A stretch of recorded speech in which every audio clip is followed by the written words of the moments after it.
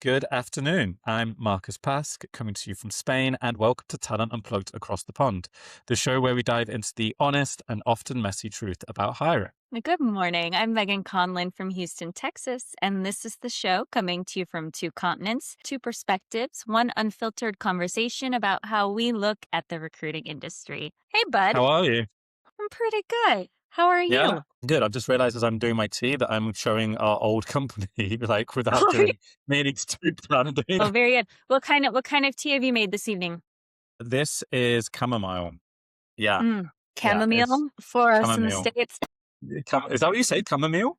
Chamomile. Okay, yeah, I have to learn it in four different ways because in Dutch, my wife is Dutch, it's Camilla. In English, it's chamomile, and in Spanish, because I'm in Spain, it's manzanilla. So I'm like, now Interesting. I have a four. Chamomile? What does he say? Chamomile. Chamomile. Oh, okay, yeah. Mm-hmm.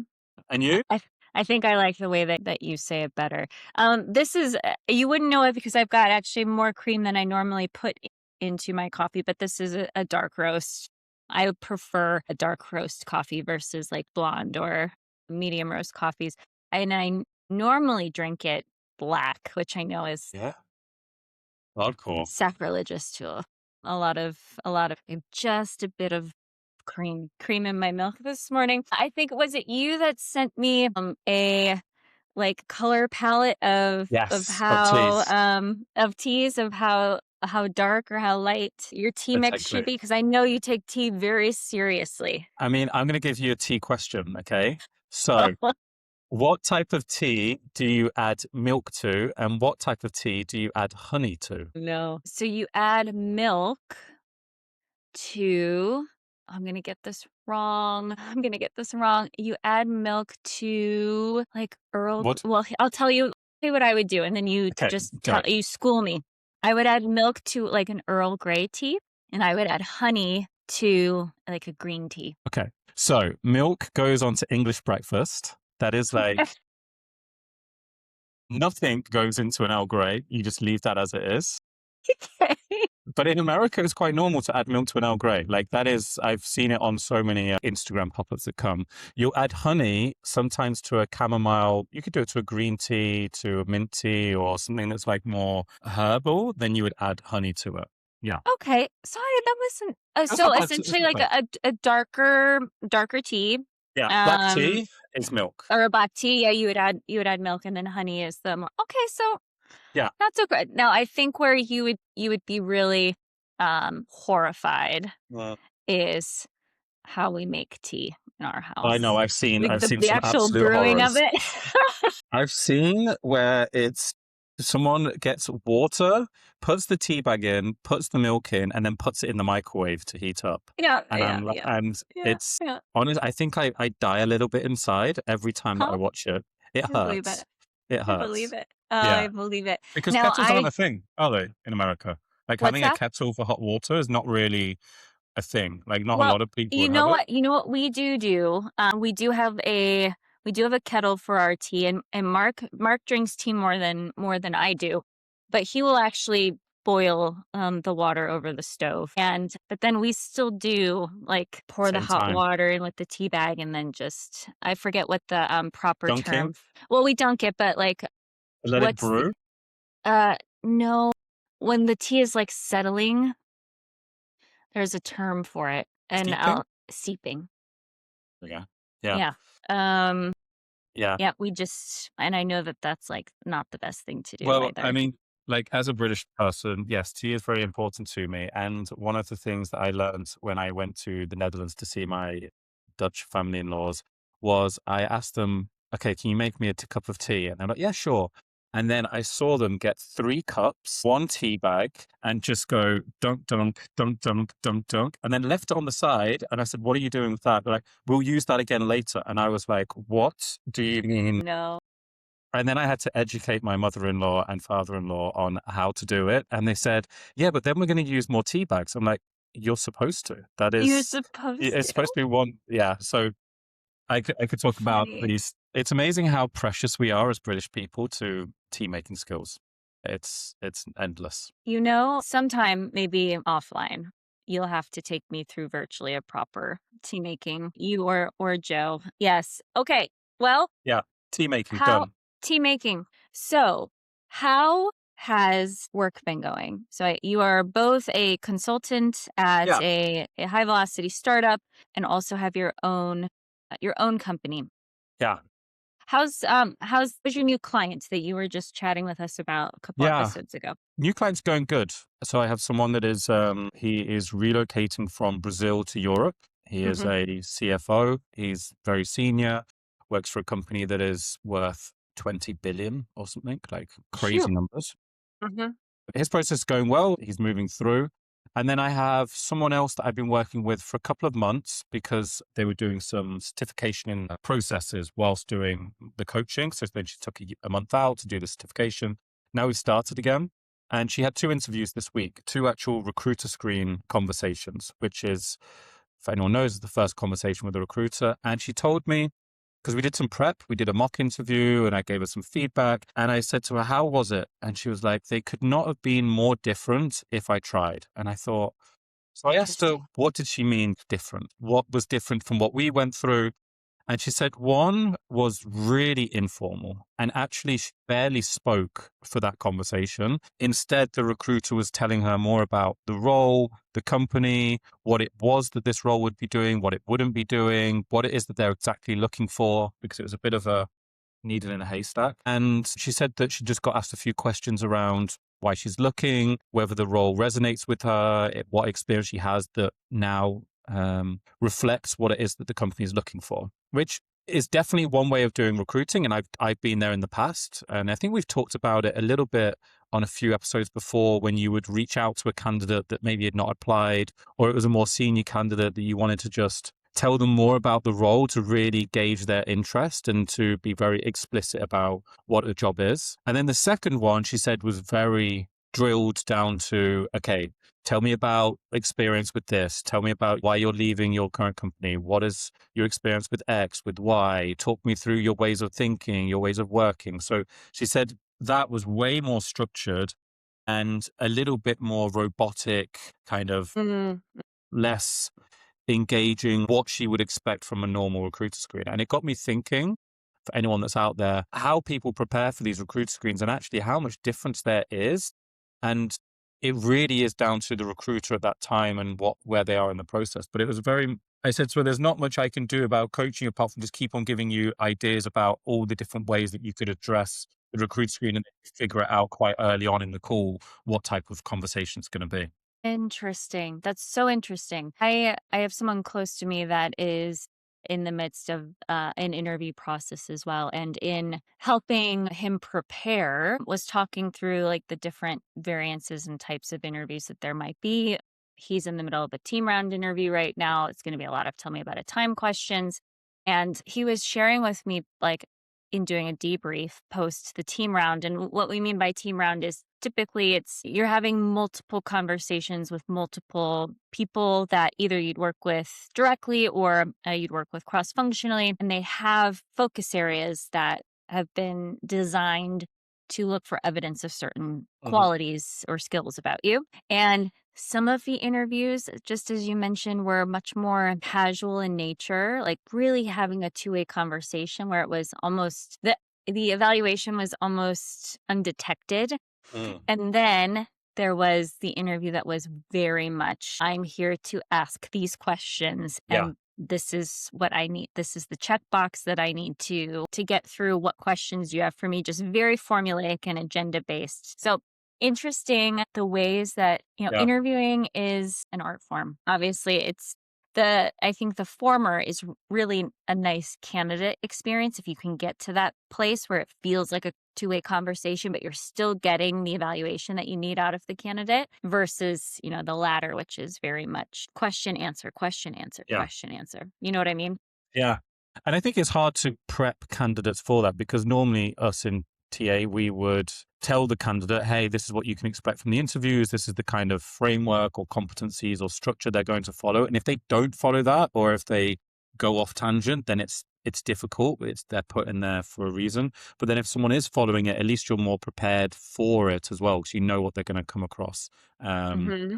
but really, we're not in control of what happens during that like 30 minutes, 45 minutes. You can prep someone as much as you want, but ultimately, if someone decides to go rogue, you're a bit stuck, which is not a great way for us as well. And I know you and I have many, many experiences of where this has happened, and we've tried to manage it accordingly. It's not easy. Well, and what I'll say, because this person, I'm like helping this person in real time go through these interview processes, seeing how much time they've invested on preparing and learning about the company and the research and the role playing, um, and how many interviews are in this interview process. It's been a good reminder that we're asking candidates to be perfect for at least 7 or 8 interviews on average. Like the net has to be 9 or 10 out of 10. And that's pretty aggressive.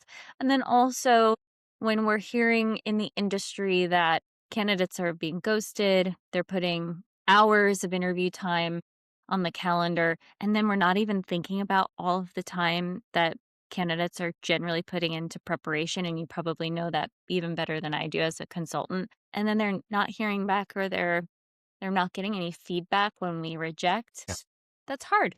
That's Yeah, it's really, really really hard. hard. Funny, on the topic of ghosting, Mm, it also happens the other way, which is the other double-edged sword here. That ghosting happens from candidates to recruiters or companies, usually when you get towards the latter part of an interview process, I always find, because that's when they're getting competing offers, they're starting to or get nervous, or things have changed internally and they get a little bit worried about having those conversations because it might look bad, which it might for some recruiters. They might not know how to handle those conversations. But it does happen the other way as well. Have you noticed it at all in your world recently, or is yeah. it still very much a company-driven market, so it's not happening as much? Yeah, I would say it's not happened as frequently, and I find that if it's going to happen, it happens on the front end at the top of the funnel. So Yeah, a candidate might set time with myself or with another recruiter on the team and then just not pick up the phone. Or we'll set a time with a hiring manager and they decide, or a for live sure. technical interview and they decide not to show up. That's happened pretty infrequently. It is rare. Maybe this is a regional nuance. It is rare in the US for a candidate to have put that much time and energy and commitment into an interview process not to see it all the way through. Yeah. Yeah. I feel it happens less the years have gone by. I remember Mhm. early in my career, it happened a lot when I was Really? working, but I think that was also because how we were finding candidates was very old school, that we would use, there were job boards like in the UK, we had monster.com or JobSite, or Indeed, I'm sure in the US, where you would find CVs on there and cold call them and be like, hey, I've Sure. got this job. Are you interested? They sound interested on the phone. You get things set up. They don't show up because back in the day, I don't know where to find you. Like I've literally found your CV and that was it. So I'm not surprised. I think these days with things like LinkedIn, with people that we're speaking to for the companies that we're speaking with as well, I think maybe it's been a bit of a shift that it Yeah. happens less. I think, Mhm. Yep. yeah. I would agree. I would absolutely agree. And then how are things going, at Nebulous? It's good. It's good. We are growing like crazy. The talent acquisition team, when I joined, was 12 or 13. I think by the end of next month, it's going to be closer to 80, maybe 75. Gosh. Yeah, you are growing Unbelievable. crazy. Yeah, which is super exciting because I'm building loads and I'm working with an amazing leadership team. They're like TA leadership team. They're wonderful, and yeah, the company is just going and opening up data centers all over the world, and it's unbelievable to watch. The pace that we are doing things at is just second to none. I posted today on LinkedIn actually because I had a conversation with our internal recruiter who looks after the people roles. I think we have like 14 or 15 talent acquisition permanent roles that are live right now, and senior roles, junior roles. I think on our careers page overall, we've got like 200 jobs that are live. Wow. Yeah, There's you're doing a lot of tons. hiring. Yeah. A lot of hiring, but it's nice. It feels good to have that finger on the pulse, which means I can then also give advice to my own consultants, like my own customers that do my job search coaching. It helps to have that two-way knowledge of, okay, what's happening close to the ground, what's happening with the way that we interview or anything like that. I'm able to keep a little bit of a, like I said, finger on the pulse, which helps me massively in my space. Of course. But juggling For the two is fun, but also busy as Well, well. yeah, I can only imagine. For listeners that may be interested in interim or fractional work, Yeah. as a consultant for such a high growing startup, what are some of the things that you are being tasked with that are like Yeah. really meaty and exciting? Yeah. So one thing was looking at the suitability for us to grow in a certain area. Like, Hmm. what is the chances? This wasn't a location, but I'll just use it. If we wanted to go and open up in Asia, what would be the viable options for us to do this? Like, go and build a team, create a new sales team, engineering team, etc. For the TA team itself, it would be creating competency framework from the beginning. Hmm. Hmm. It would be creating interview questions, framework for doing actual processes, a recruiter screen documentation, a intake form documentation. What does an offer look like for a candidate? I'm going onto a careers page and I found the company through to I'm doing onboarding. What does that whole process look like for a candidate? Where do we have something now that works and where do we need to build something? Awesome. So the full candidate journey Full you've journey. basically designed. Wow. Well, we're in the middle of it. I mean, like, because of the numbers that we've got, it's just like trying to keep up with the pace. So we're just trying to think ahead with a lot of this. But for sure, the interesting side is really trying to put the customer first, the candidate first, and think about that whole journey and making things correct. And then supporting the TA team with framework for them to be successful, whether it's tools that are out there. So tools for anyone listening could be scheduling tool, a AI interviewing tool, a database of candidates, a LinkedIn license, an applicant tracking system, any of those. It's like seeing their suitability now and what it would be like in 2 years' time, and whether we invest to change it or whether we continue with what we've got and we try and utilize it to the best of its ability without spending extra money. So Yeah. my role is kind of project management slash talent operations, recruiting, all sorts. Yeah, it's a whole Awesome. blend. Yeah, it's That's fun. very cool. You know what I'm like. I love working on different things and keeping busy and floating around and annoying people. So I'm in my prime. Oh, that's hilarious. I love that though. That's awesome. And you're solving some really like gnarly problems, Yeah, which is fun. yeah. And actually, at our level, like that is stuff that I know that you enjoy doing as well, is stripping things back and actually solving problems, not just doing things for the sake of it. It's really figuring out, is this the best way for us to do this now, in the future? What if we change it, who will it affect? If we don't change it, who will it affect? What are the trade-offs? What are the pricing for making those changes? You really have to analyze a lot of this and think of a strategy and move quickly. The thing I'm noticing more is an idea has to be done and created and out very quickly. Whereas in larger companies, it's you wait on a while, you go through approvals. Here, it's like, nope, just run with it, go with it. And that's ultimately what I enjoyed when we were in our early days at Miro as well, that we had Yeah. that traction to go and do it. So Mm-hmm. it's fun. I'm enjoying it. I'm keeping myself Awesome. busy. Very Yeah. cool. Love it. Shall we go to myth busting? Let's do it. So this actually ties a little bit to what we were talking about with the recruiter screens. And it was a topic that my wife actually asked me about because she had been thinking about this for a long time. And the myth is that recruiters only think about commission when they are proposing candidates or speaking with candidates. What are your thoughts? This is a spicy one. So you and I have both have been agency recruiters. Yes. So we both have had obviously years and years of in-house roles as recruiters and as leaders. So I think there's some unique perspective. Here's how I would answer this. I don't think this myth is entirely incorrect. And here's why. In a typical agency model, the base pay or the hourly pay for an agency recruiter and like maybe a large contract agency, Aerotech is one that comes to mind in the United States, or Randstaff is another one that's really huge. Is you are making most of your money off of the folks that you place. So it is Yes. very important that you do it as quickly as possible and that those folks stay on contract, because typically the model is you're paid um, as long as those folks are on contract. So there could be some tension there. You want to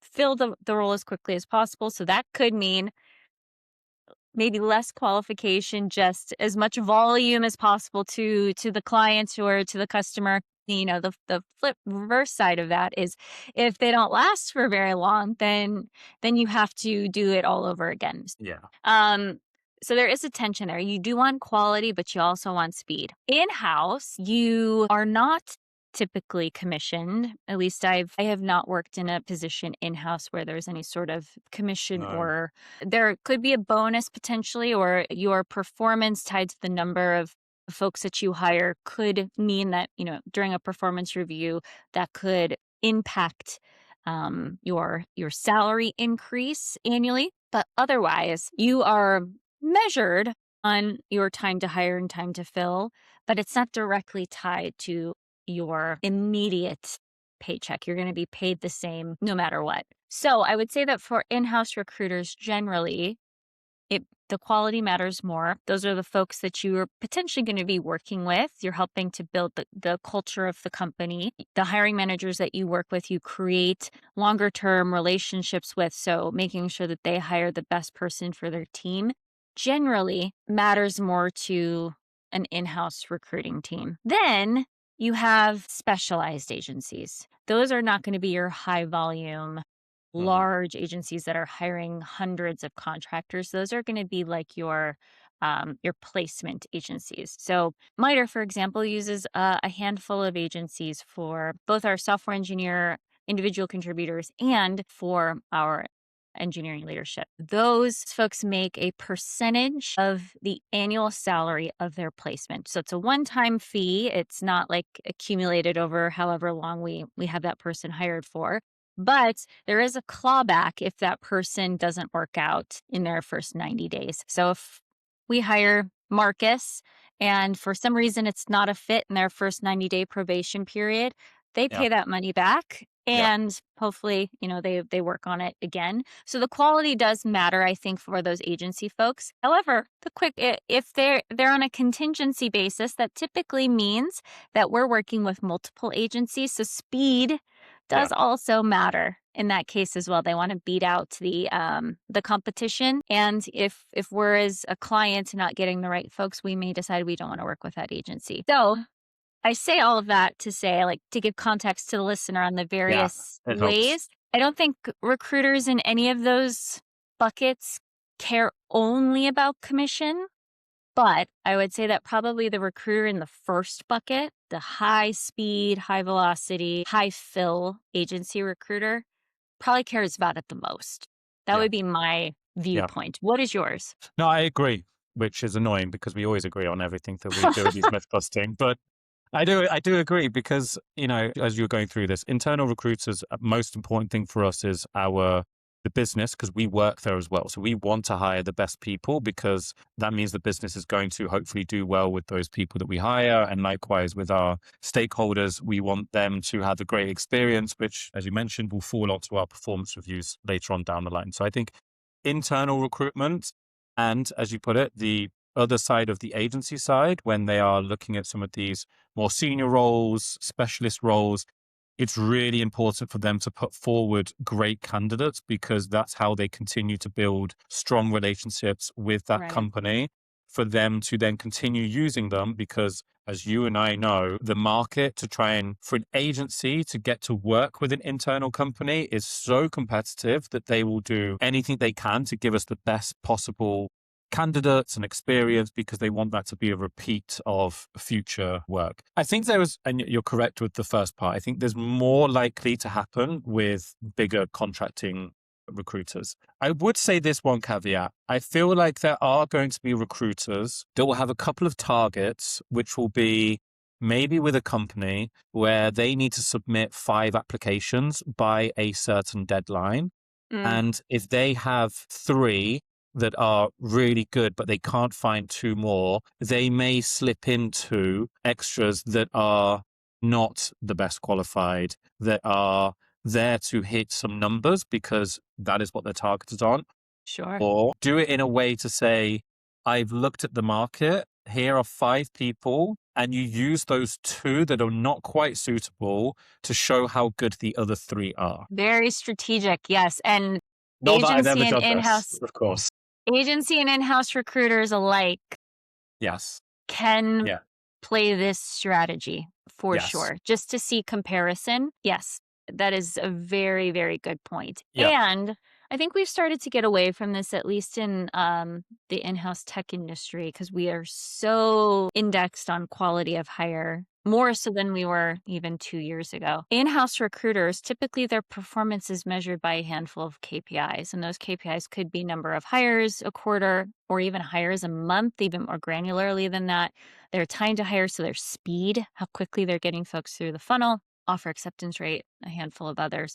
But those first 2 are slightly dangerous because what they measure is speed. How quickly are you moving folks through, and how quickly are you making that hire, which could have in house recruiters indexing on the wrong behaviors, a bum in a seat versus the right person at Yeah. the right time.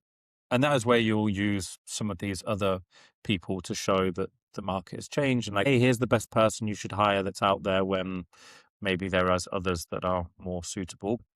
That's my only way of thinking about this. I do think years ago, I would say there was more of a chance that it was much more commission driven based. And I think maybe it happened more where recruiters were really thinking about commission, especially from the agency side. But I think these days, I do think it's less. And like I said, in-house, I've never worked in an in-house recruitment role where I've been driven by commission because the max you would get is an end of year bonus based on performance. That's it. Sure.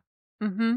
Yep. Yeah. Oh, I think this is your Aline posed a really interesting myth. I think Yeah. that this would be a good opportunity. I know you and I have had experience in both, so we're somewhat qualified Yeah. to talk about both perspectives. But I think this would be a really interesting next episode or an episode to have a guest on that's So in an agency in a commission based environment and how they think about quality versus speed. yeah, I agree.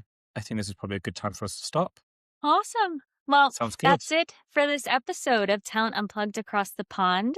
We hope you've enjoyed listening, and we look forward to more stories, more myth busting, and everything in between. It's a goodbye from me. Bye, everyone.